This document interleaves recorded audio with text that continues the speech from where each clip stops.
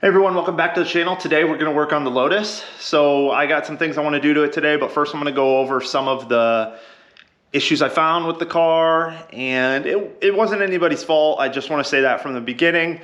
I bought the car from my buddy Ryan, and it was a great purchase. Everything was exactly as he said.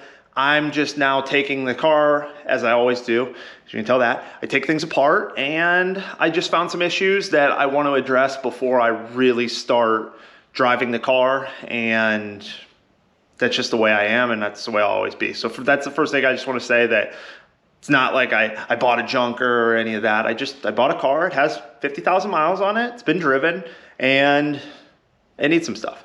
So from there, let's get into it. I did put the canards back on. He gave me them with the car. And then he also gave me this lip with the car. It's a Carbon Greg's Racing Parts one. So I got them all mocked up. I'm going to install those on a later date.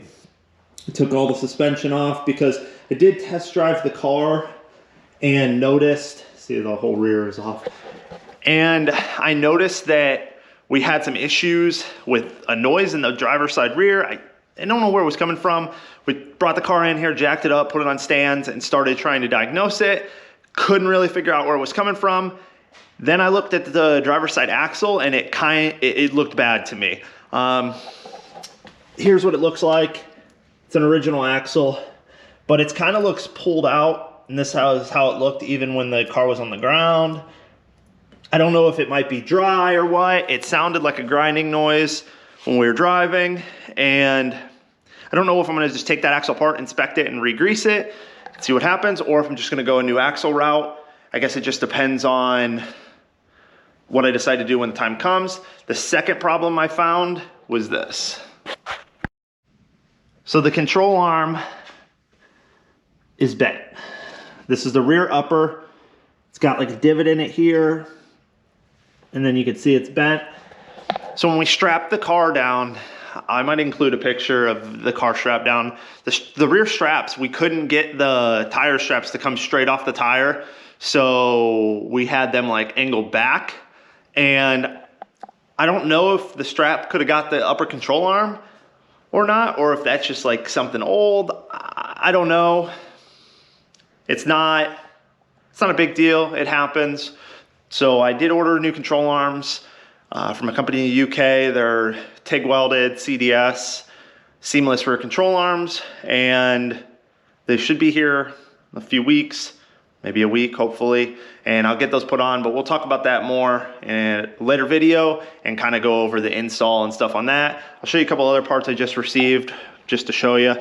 I got my my front rear stainless lines, brake lines, and I got the rear upgraded toe links. Those are known to break on these cars, so that was an upgrade I needed to do right away. The only other upgrade I really need to do to track the car would be the oil pan, the baffled oil pan, and we're gonna get there eventually. I just got a couple other things I wanna take care of first.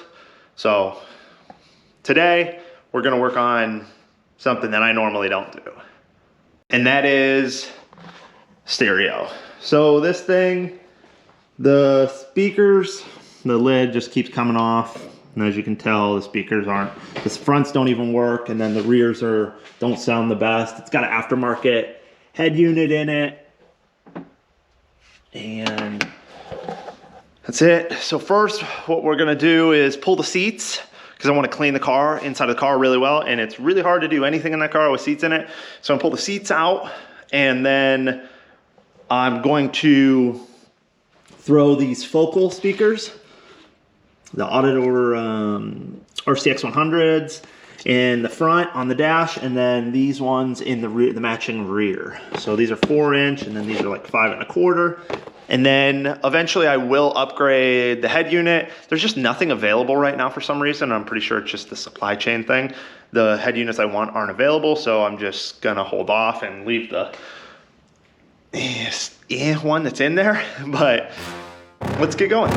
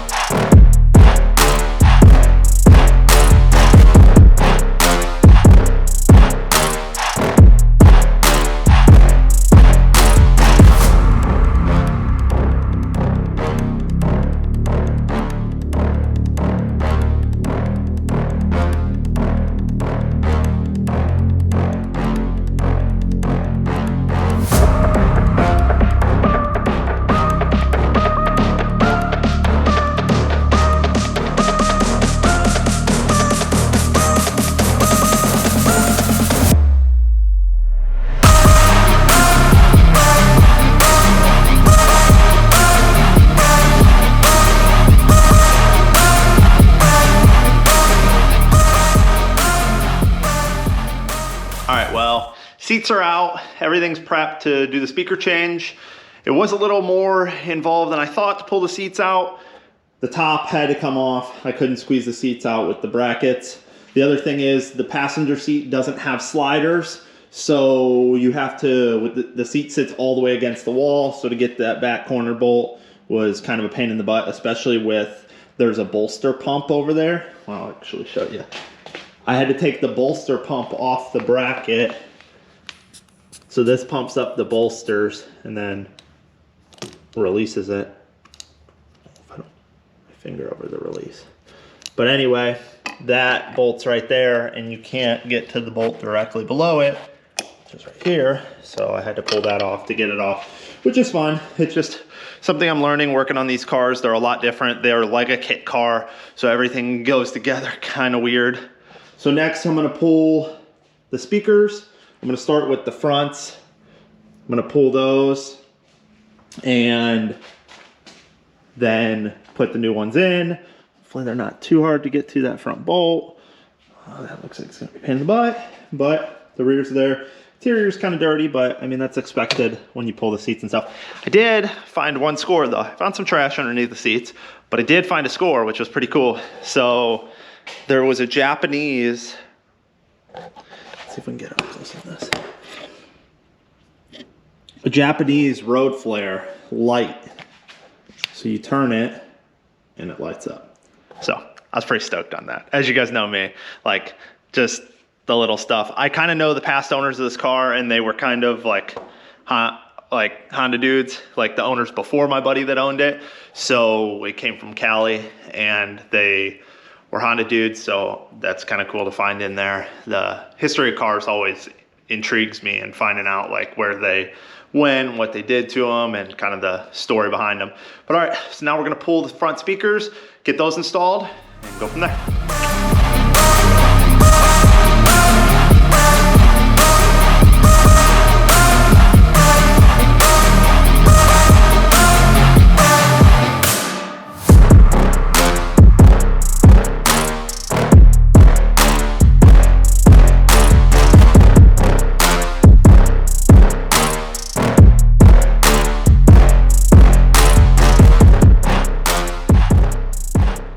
All right, everyone, speakers are in. Let's see if they work.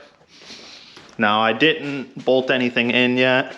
I'm hoping those rears are able to push in, but I just want to make sure everything works before we get too far into it.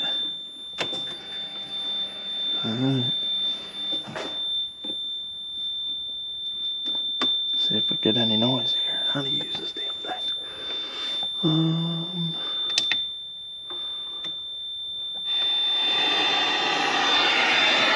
That one works. That one works. Let's hope. That one's working. And that one works. Score. So now let's button them up.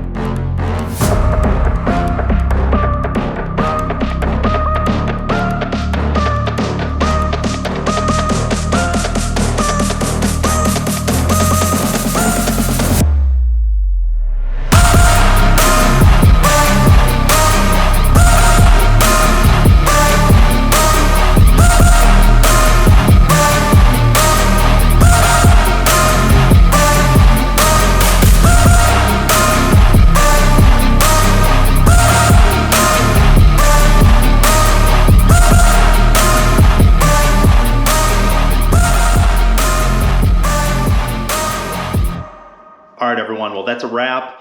I got speaker grill covers on, everything works. Install went pretty smooth.